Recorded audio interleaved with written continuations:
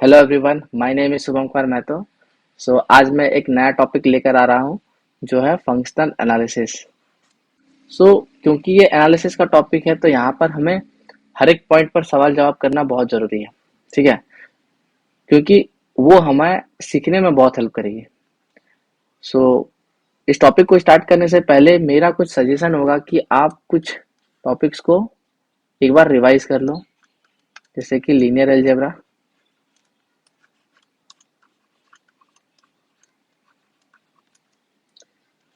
Second real analysis,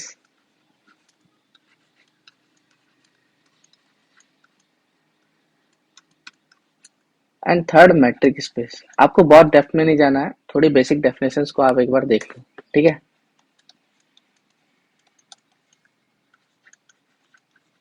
linear algebra में जैसे कि वेक्टर स्पेस हो गए, उसकी डेफिनेशन, कुछ एग्जांपल्स, रैंक डायमेंशन वगैरह देख लो।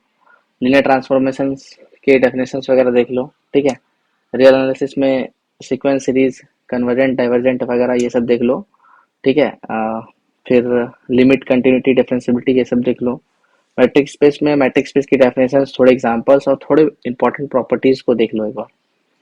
तो ये आपको हेल्प करेगी फंक्शनल एनालिसिस में, स्टडी में। ठीक है, मैं उम्मीद करूंगा कि इस टॉपिक को स्टार्ट करने से पहले आप ये चीजें कवर कर रहे हो पहले। ठीक है, नहीं तो बाद में आपको दिक्कत देगी। मैं कोशिश करूंगा कि जो बेसिक डेफिनेशन है वो मेरे कोर्स में ही कवर हो जाए, लेकिन फिर भी आप एक बार थोड़ा सा रिवाइज कर लो। बहुत ज्यादा डेप्थ में नहीं पढ़ना है आपको, थोड़ा सा आपको बस डेफिनेशन वगैरह अच्छे से समझनी है। ठीक है, क्योंकि आप ये ऑलरेडी ये कोर्सेज कर चुके होंगे इस टॉपिक को स्टार्ट करने से पहले। ठीक है, तो अब मैं स्टार्ट कर रहा हूँ कि क्यों हमें फंक्शनल एनालिसिस पढ़नी चाहिए, क्यों हम पढ़ रहे हैं फंक्शनल एनालिसिस। ये बहुत ही बेसिक क्वेश्चंस आपके दिमाग में आते होंगे। ठीक है, सो अगर मैं रियल एनालिसिस की बात करूं, तो वहां पर हम क्या कर रहे थे रियल एनालिसिस में।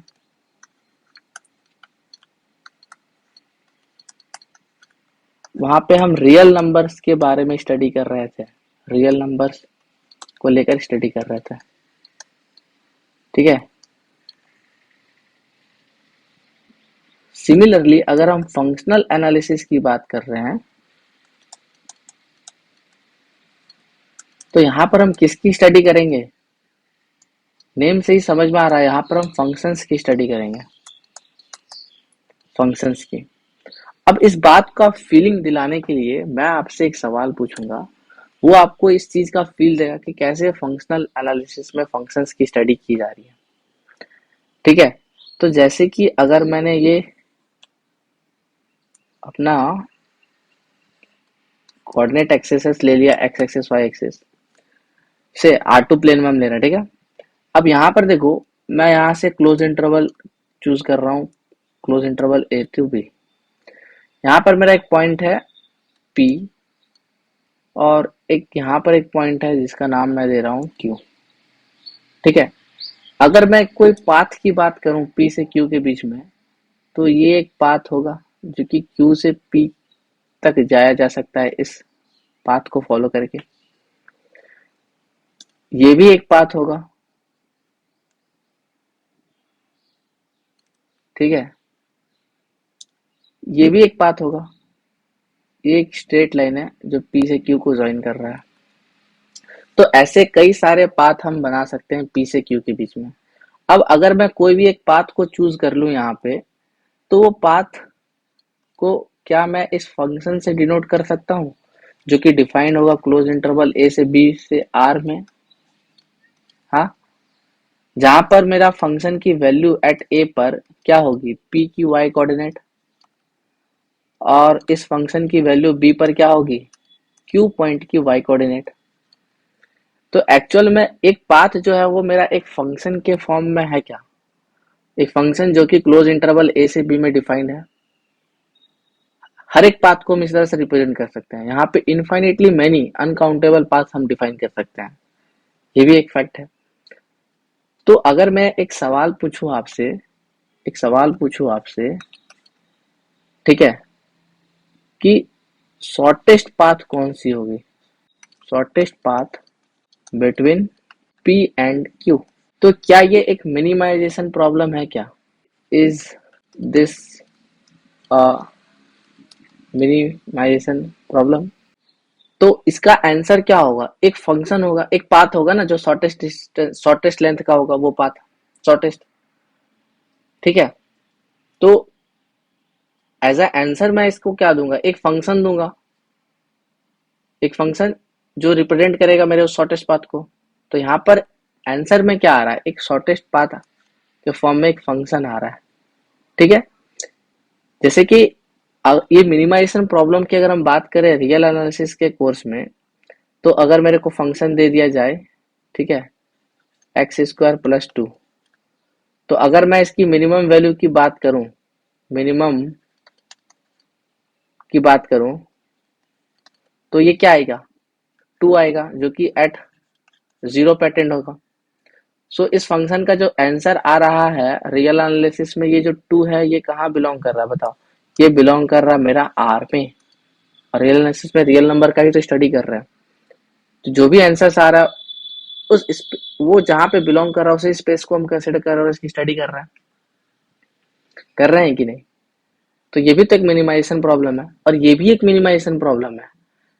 यहाँ पर हमारा जो आंसर होगा वो क्या होगा, इस क्लोज इंटरवल पे डिफाइन, इस क्लोज इंटरवल ए से बी पे डिफाइन जितने भी फंक्शंस होंगे उन सबको हमने कंसिडर किया, वैसे कलेक्शंस ले लिए, और उसमें से हमें कैसे फंक्शंस की नीड है जो इसका सॉल्यूशन देगा, इस टाइप की फंक्शंस की नीड है, ये वाले फंक्शंस की नीड है। ठीक है, और प्लस क्या हो, वो शॉर्टेस्ट भी हो। तो ऑब्वियसली पिक्चर से अगर हम देखें तो यहाँ पे शॉर्टेस्ट पाथ कौन देगा, स्ट्रेट लाइन ही तो देगा शॉर्टेस्ट पाथ, जो कि ज्वाइन करता हो मेरा पी एंड क्यू को। ठीक है, बाकी जो भी कर्व हम लेंगे वो उस स्ट्रेट लाइन से ज्यादा लेंथ रखेगा, तो वो शॉर्टेस्ट पाथ नहीं होगा। ठीक है, तो बाय पिक्चर यहाँ पर हम देख सकते हैं, और इसका जवाब जो आ रहा है मेरा आंसर में जो आ रहा है वो एक फंक्शन है, ये स्ट्रेट लाइन भी तो एक फंक्शन है जो कि क्लोज इंटरवल से डिफाइन है। इस एग्जांपल से हम ये समझ रहे हैं कि किस तरह से फंक्शंस का स्टडी करना हमारे लिए इंपॉर्टेंट होने वाला है। ठीक है, लेकिन यहाँ से एक और चीज हम ऑब्जर्व कर सकते हैं, जनरलाइजेशन का। जैसे कि मैक्सिमा मिनिमा प्रॉब्लम की अगर हम बात करें, ये एक एग्जांपल था मैक्सिमा मिनिमा का, ऑप्टिमाइजेशन का। ठीक है, ऑप्टिमाइजेशन का प्रॉब्लम था। तो यहाँ पर पहले हम ऑप्टिमाइजेशन का प्रॉब्लम मैक्सिमा मिनिमा में कैसे देते थे, बहुत ही सिंपल्स होते थे, 1 वेरिएबल 2 वेरिएबल इस टाइप से होते थे, और उसके सॉल्यूशंस एक पॉइंट्स होते थे, कोऑर्डिनेट्स होते थे। ठीक है, एक टपल के, R2 के या फिर R3 के, एस टाइप्स के होते होते थे हमारे पास। यहाँ पर अगर हम देखें, ये भी एक ऑप्टिमाइजेशन का प्रॉब्लम था, जहां पर हमारा सॉल्यूशन जो है वो एक फंक्शन आ रहा है। तो क्या ये जनरलाइज नहीं कर दिया मेरे ऑप्टिमाइजेशन प्रॉब्लम को, थोड़ा जनरलाइज सेटिंग में लेके आ गया। अब अगर जनरलाइजेशन की बात आती है, तो जनरलाइजेशन में अगर हम देखें तो लीनियर अलजेब्रा में हम क्या कर रहे थे, और फंक्शनल एनालिसिस में क्या करेंगे। ठीक है, तो यहाँ पर हम मेनली फाइनाइट डायमेंशन को लेकर वर्क कर रहे थे। ठीक है, फाइनाइट डायमेंशन को लेकर वर्क कर रहे थे, पर यहाँ पर ऐसा नहीं है, यहाँ पर हम इनफाइनाइट डायमेंशन पर मेनली फोकस करेंगे।